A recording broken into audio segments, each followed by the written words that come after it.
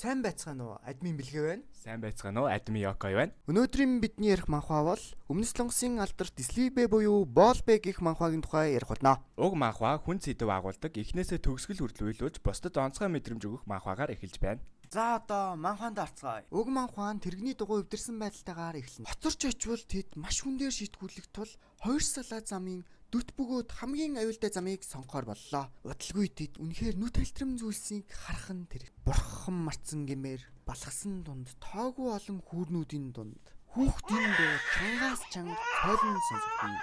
Нэгэн ээл хүүг чатгаараа хамгаалan амиа өргөссөн харагдана. Удахгүй тэр ертөнцөөс явчихна. Энэ нь ч дээ. Гэхдээ Сара бол чи тэрийг боолын амьдралаар амьдруулмаар байна уу? Бид бол хизээч сайхан амьдрч чадах заяагүй хүмүүс. үгүй энэ үнэн биш. Би боол гэдэгтээ одоо ч баяртай байна. Учир нь чи намайг тэр хараалаас чөлөөлсөн. Ийхүү скэн солигдож 5 жилийн дараа үйл явдал руу шилжинэ. Тэд хүүг Ниро хэмээн нэрлэжээ. Жирас гадаа амьтадтай тоглож байсан Нирог дуудан удмынхаа нууц номын сан руугаа дагуулan ирж түүнд нэгэн зүйлийг хэлв. Хулан зөвөөгийнхэн сануулснаар боол хүн зэвсэг болон ном оройтой. Учир нь дэлхийн ертөнц энэ хоёр зүйлээр өөрчлөгдөг. Гэтэл тэдний гэр бүл яагаад ийм номын сантай байгаа вэ? Магадгүй тэд банк боол байхгүй хизээ нэг өдөр дэлхийн ертөнц өөрчлөгдөхийг мэдэж байсан тул үр хойч үедээ сайхан амьдрах түлхүүрийг нь ном хэмээн харан багаар цуглуулсаар нэгэнтээ номын сан болж нэг боолууд биш байсан бололтой. Энэ явдлаас тэртээ хэдэн жилийн дараа Жирас Харин талбай дээр өгсөн байдалтай хэвтэж байна. Сара болон түүний хүүхдүүд Жирасын нэрийг модон гавтан дээр бичин оршуулв. Аргачгүй дээ. Боол хүнд яаж чулуун хавтан байх вүлээ? Жирасын булшинд дээр нэгэн сахал үсэндээ баригдсан зэвхий царайтай хүн инээд алдсаар ирв. Тэр хүнийг амраар нь амрааг нэрлэжээ. Чи их өөдгөө залуу байсан. Миний эмнээс татгалцахаар ийм болж байгаа юм. Энэ чи байсан биш гэж үү? Бид бүхнийг торшиж үзсэн. Тэр имийг чин авсан. Имд нь хор хийсэн чи байсан биз дээ. Дуудлага худалдаан дээрээс намайг авах дотор харамсдаг гэж бодоо. Өнөөдөртөө болий. Нөхөргүй гимтсэн болыг зарахгүйгээд яадаг юм. Харж л бай.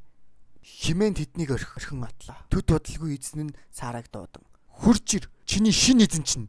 Сара нүдэ нэгээд харвал амраа байж таарав. Ниро хамгийн том нь чи дүүнэр хамгаалаарай. Их үг түүний хамгийн сүүлийн цагаас байсан юм. Харамсалтайгаар тэдний ээж амраад маш харгасаар хүчирхийлүүлж залуусан баг. Ниро дүүнэрийн хамт харсан нэг ёроолгүй харанхуй хавцлаг унах мэдрэгцэн бизээ. Тэр бол миний өмч. Тэрэнд юу хийхээ би өөрөө мэднэ.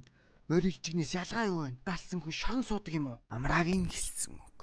Нирогийн сэтгэл зүрхийг хитэн талаас нь сэлмээр нэвт сүлбсэн мэдрэмжлээ. Тэр өдрөөс Ниро ээжийнхээ нас барсан өдрийг хорон мөч бүрэн санан хоёр дүүгээ хизээч ээжшгээ төгсгөлд хүрэхгүй тулд жилийн турш өдөр нь моринохоо мэт хамгийн хүнд хүчээр ажлыг хийж шөнө нь унтах гэдэг үгийг мартан бэлтгэл хийсээр боол хүн сэлэн барьж харагдвал цаазын ялтайг Ниро мэдсэн ч ирээдүгөө өөрчлөх гэж хичээсээр.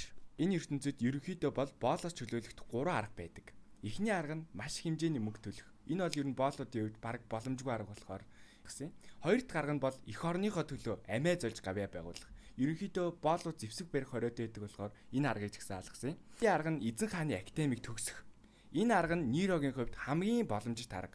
Учир нь одоогийн эзэн хаан өмнө энэ академиг төгссөнөөр боол гэдэг хараалаас чөлөөлөгдөн өөрийн хүчээр эзэн хааны суудалд суусан. Тун удалгүй эзэн хаан Регас гэр бүлд айлчлан ирэх үед Нирогийн толгойд баатар болох боломж зурсхийн орж. Түүний төлөвлөгөө нь өөрийн амьтдын үдирдэн чадвараа ашиглан эзэн хаан руу тэднийг дайруулад игзэгтэй үед гарч ирэн хааныг хамгаалахаар төлөвлөв. Түүний төлөвлөгөөд санснаар бүтэн хааны өмнө сүгдэн суулаа. Би нэг юм асууя.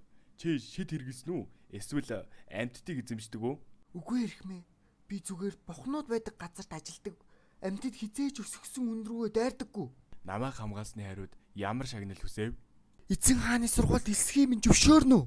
Чи хагас ээлж бидтэй. Би анзаараагүй гэж бодсон уу? Намайг амьтдаас хамгаалсан чин гайхалтайж чи над руу тэднийг дайруулахаар бэлдсэн бидтэй. Боол зэвсэг барих нь нүгэлж намайг хамгаалсан учраас ам хилтрүүлэн уурхааруу цөлөн явбал бүх хийсэн нүглээ ухааран бүх насаараа тэндээ хат. Уурхааруу явснаас цаазлуулсан дээр гэгддэг. Тэр там шиг газар руу тавхан настай хүүхэд явах нь харамсалтай. Уурхааруу явах хүний замаар Ниро цуван донд гаргасаар. Гин үед дүү нарын өмнөөс бүх хүнд ажлыг хийдэг Ниро явснаар эзэн гих хоншгүй амтан шаар новшин түүний дүү нарыг хөгшин гач тунтанд зархаар ярилцаж байваа. Ниро өдийг хүртэл хоёр дүүгээл хамгаалах гэж амьд явах шалтгаа олсоор уурхаа явах зам хүнд хэцүүг яалтай. Аратан амьтдын эд шоол болох нь илбэг.